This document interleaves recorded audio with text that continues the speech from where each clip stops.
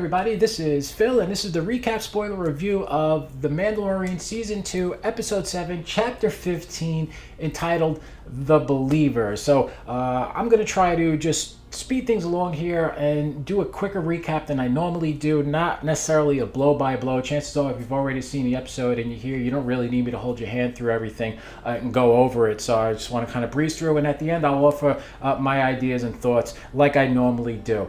Make this a little bit more digestible for the people who normally come here and view my channel. So, which I do appreciate you sitting through the longer form of these reviews and recaps. So, anyway, this episode picks up and it's on the Carthon chop fields. We have Mayfield there, and he's basically in a junkyard dismantling an old TIE fighter. One of the guards comes up to him, tells him he's been remanded to Marshal Cara Dune. She takes Mayfield, goes back to Slave 1, where we see Boba Fett and Fennec Shand. Mayfield, for a moment, thinks that he thought that Boba Fett was somebody else, and then we see the Mandalorian make his way down there. So Mayfield wants to know what's going on, and they tell him that, he's ex-Imperial, but we need coordinates to Moff Gideon's ship. And he's like, no, no thank you, take me back, just drop me off now. I don't want any part of that. And then they say, hey, look, he's got the kid. So Mayfield's like, okay, here's the deal. There is a refinery on the planet of Morak. It's a Imperial Remnant refinery, and they are there mining Rhydonium, I believe, is the name of the substance. So in order to get the coordinates, they need to access a Imperial terminal. So one of them, the closest one that he could think of, would be at this mining refinery there. So they make their way to the planet, and unfortunately, pretty much everyone is going to be recognized. So the only person who's able to go with Mayfield will be the Mandalorian. So they go ahead, they commandeer a Juggernaut, which is these big, huge vehicles that are transporting the Rhydonium back to the refinery. They're able to commandeer one of the ships. Mandalorian then has to put on a stormtrooper uniform, the horror of it all, and then they make their way to the refinery. Along the way, they run into a band of pirates, although they seem to be more destroying than they are trying to actually loot or pillage and take the Rhydonium for themselves. It's more like, hey man, get off our land. And they make their way to the refinery. The Mando fights them off on top of the Juggernaut. As they're making their way there, they get close to the bridge, and then just when you think things are most desperate, we get the TIE fighters who sweep in, which is funny because it's the TIE fighters are saving the day.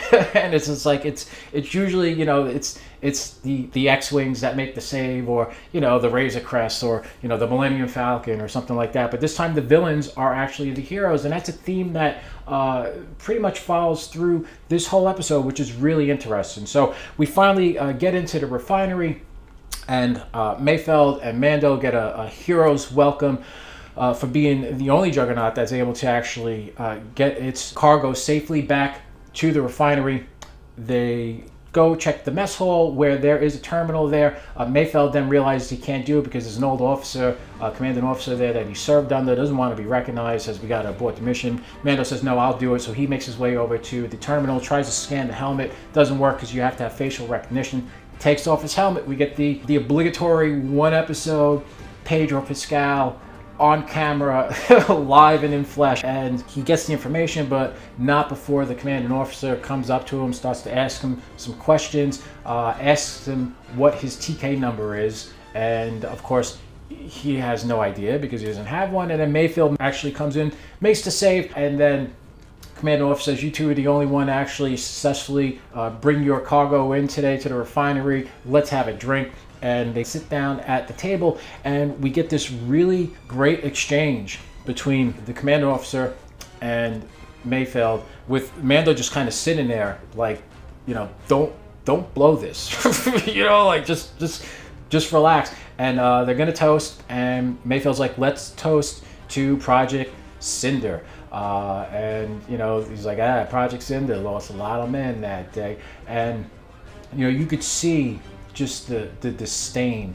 It's palpable, right? Mayfield he's kind of just staring a hole through this guy. He's got that 1,000-yard stare, and you can see that he was affected by war and the Empire, how they treated their soldiers, and really what was the cause and what was the mission, and was anything really worth it at the end of the day. And all of these innocent people would die, and the people that he served with. You see that in his eye. I mean, Bill Burr does a really good job in this episode. So I was just sitting there, and you're like, what's going to happen? And it really does a fine job, this scene, of building the tension. Rick Fumiyawa, he wrote and directed this, and he did a really great job with this episode as far as a character-driven episode is concerned. So, of course, Mayfield, being the kind of loose cannon that he is, he blows away the officer, and then a firefight ensues.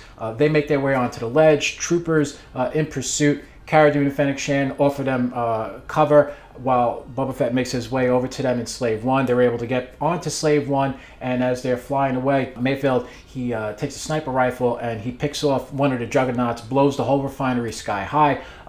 They start to make their way out of there while two TIE fighters sweep in. Boba Fett starts to gain altitude and gets a little bit of a leeway ahead of them, and then drops a seismic charge. It's I love, from Attack of the Clones, the seismic charge is one of the cooler pieces of artillery that has really ever been realized on screen in the Star Wars universe. I love it. I love the sound that it makes, how it just kind of like explodes, and there's just kind of like this moment, and then the sound that emits from it is so cool. It's actually the sound that I have in my opening when my logo pretty much explodes on screen. It goes boom. That's a seismic charge. So from there, we get to land. Everybody meets back up. Cara Dune, has pretty good shooting. It's a shame that Mayfield died in that refinery explosion. And essentially, Mandalorian is like, yeah, it's a damn shame. And they let him go. And they take off. And at the end, we get the Mandalorian. He contacts Moff Gideon now that he has the coordinates for his ship, and he basically gives them the Liam Neeson Taken speech, but the Star Wars version of that, and he's coming for him. And it's cool because he throws the dialogue back at Moff Gideon that he basically served to the Mandalorian when they had them pinned down in the cantina at the end of season 1. So it's nice. So that's pretty much the episode. Look, I really liked it for what it did here. Of course, this is the standard now we've come to expect with this show. The Mandalorian has to go to a place to get the thing, to get to the next location, and it's something they kind of lean on.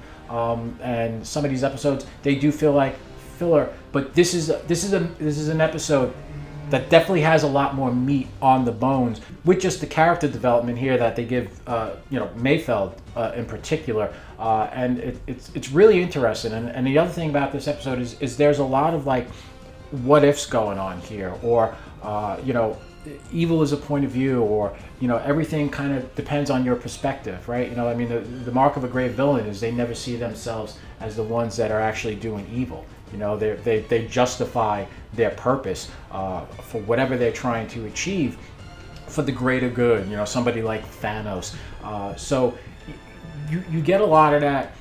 Well, how does the other side feel about things? And are the remnants of the Imperial, the people that are fighting for the remnants of the Empire, are they necessarily bad people, or are they just people that are part of something that's bigger than they are? Did they have a choice?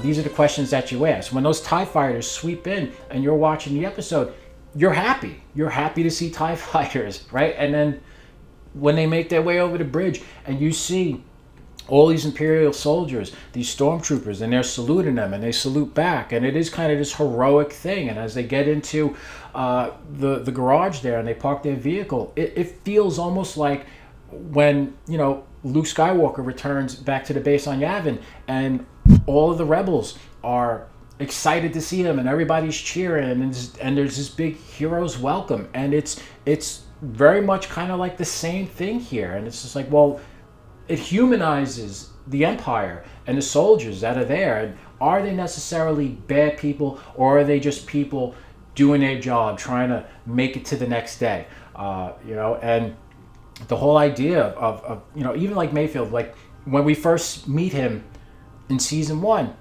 he's arrogant, and he's a dick, and he's got a sharp tongue, and he oversteps his bounds as far as what he can get away with, because he's surrounded by other people that have his back. And we see in this episode he tries to make some of those same jokes, and they kind of fall flat because he's got nobody there to back him up, and he kind of reels it in a little bit, because he now finds himself the odd man out, much like Mandalorian. And I like that about this episode, where it's a lot about perspective. It's a lot about flipping things opposite of what we first saw them. It's mirroring things, but in an opposite light, and it's interesting to see that. And Mayfeld has a discussion with the Mandalorian, and he says, you have a code, and you don't take that Mandalorian armor off, or is it you can't take the helmet off, or you can't show your face? Which is it? And you have your rules until things get messy, and then you change the rules as you need to suit your needs. There's a lot of interesting questions that get posed in this episode. I mean, Mayfield says to the Mandalorian, he goes, hey, look, if you're born on Mandalore, you believe on one thing. If you're born on Alderaan, you believe another thing. And both of those planets are gone now. So what does that all mean at the end of the day? With this episode, then it begs the question, like, is Mayfeld really a bad guy, or is he just a guy trying to get to the next day by any means possible? And he can't side with the New Republic, the old rebellion. He certainly doesn't want anything to do with the Imperials. He's kind of burnt those bridges, so he's kind of making his way any way that he possibly can. And that's a very interesting character. And whereas in season 1, I like the character of Mayfield because he had a sharp tongue, and some of the stuff he said, some of his quips and everything like that, they were entertaining. I didn't like him. But this episode, again, shows him in a different light, gives you a different perspective, and you come to realize that, maybe Mayfield didn't necessarily have a decision with his life and the way that things turned out, and he's this way because of a certain reason, and that makes that character interesting, and it humanizes him in a way that we didn't get in season 1, and I like that. I like that idea of this type of character development for basically a character that's not even a huge part of the show, that's going to pop in and pop out, an episode here and an episode there. I thought they did a really good job. It's the kind of thing where we'll end up seeing Mayfield down the line somewhere, and is he going to be a good guy? Is he going to be a bad guy? Is he going to say, hey, I helped you, you let me go, we're even, I'm out for myself? Or is it going to be like, hey, you did me a solid, so whatever you need, I got you back, and then, of course, being Mayfield, he'll have something to say about it. He'll reluctantly go along with the plan, but, it'll be kicking and screaming or whatever the case may be. But it makes him a far more interesting character now going forward. And it certainly did a lot for that character in this episode. I really enjoyed it. Other than that, the episode really didn't have much else going for it. The whole chase scene was pretty good. I think we've seen more spectacular sequences and action set pieces in this show. Again, I did like the save of the TIE fighters. It was, and they actually hit their target for once. Interesting of note is that this episode did not have Grogu in it at all. The only other time we've gotten an episode like that since the beginning of the season was in episode 1, essentially. Grogu shows up at the very end. So he's predominantly not in that episode, but this technically is the only episode where we don't see him at all. And the show was okay. I think there's kind of been this idea like, well, what happens if the Mandalorian completes his mission and Grogu goes off with somebody else and trains with him? And you know what? We have episode 1 and we have this episode, and the show can exist without Grogu. It just needs to have a new direction. If they could kind of find a new mission that's going to drive the narrative of the show moving forward, it can exist without the character of Grogu. And it can be a satisfying show. It leaves things open to where the Mandalorian can go, what he can do, who he can interact with when he's not necessarily tethered to the idea of he needs to protect his child all the time. I don't have a problem with the dynamic. It's been very interesting. It's made the show surprisingly more enjoyable, and it's given the show an interesting dynamic that nobody had envisioned when they first sat down to watch it. We thought it was just going to be hardcore balls to the wall bounty hunting, and that character kind of turned everything on its head. If that character leaves the show, we now know, at least we got a small sample, and that the show can exist without Grogu. I mean, I didn't even really consider the child until the very end of the episode, where the Mandalorian does go ahead and tell Moff Gideon that he's coming from. The one thing, though, I was thinking about, which I thought was kind of odd, was that Moff Gideon, he's kind of off doing his thing now, and he figures he got the child, he got Grogu, he's got the asset back in his possession. He can go about his business. Nobody can find him. They don't know where he is. And then if you're the Mandalorian and now you're able to track his ship, you have his coordinates, you have the upper hand. You have the element of surprise. It almost seems counterintuitive to then send him a message and say, hey, I'm coming for you. Like, why wouldn't you, unless there's some kind of a weird bluff or a tactic that he's using there. To me, I would be like, I am not letting this guy know that I'm coming for him. I'm going to hit him by surprise. I'm going to get in there. I'm going to get Grogu. We're going to get the hell out of there. We're going to blow the ship. Like, it gives you time. Now it allows Moff Gideon to prepare himself. He can fortify the ship with whatever he needs to do. He can get the Dark Troopers kind of guarding the perimeter, roaming the hallways. He could have other ships flanking him. I mean, it just seems like a bad idea to let your enemy know that, you're going to come for him. I mean, the element of surprise is not to be underestimated. It's a powerful tool when you're trying to create some type of a strategy to catch your foe off guard. I mean, why would you do that? But it did make for a very cool scene, especially when he threw the dialogue back at him. Again, this episode is all about taking something from the prior season or from a perspective that we thought we had and turning it on its head or throwing it back at you or mirroring it. So I like that theme kind of ran through this whole episode. I would have liked it to concentrate more on the overall grand finale and where this season is going. It was a side episode right at the end when you wanted it to concentrate on the overall story the most. But that being said, a good episode for what it was, and I did enjoy it. I have a new fondness for the character of Mayfield. I'm looking forward to the Mandalorian, reconnecting with him and seeing where that all goes. So anyway, guys, that's my thought on this episode. Let me know what you think down below. How did you like Bill Burr's character, Mayfield? I thought overall it was a solid episode. Really good character stuff in here. Kind of meaty, character-driven stuff that you don't necessarily get. I love the tension at the table between the Mandalorian, the commanding officer, and Mayfield. I thought that was a really well-done scene, and you were kind of like, what's going to happen here? So one of the better scenes, actually, of the whole show, I would say. That scene I really liked. It's a standout scene there. And the exchange and the dialogue that goes on there. Really, really, really, really enjoyed that.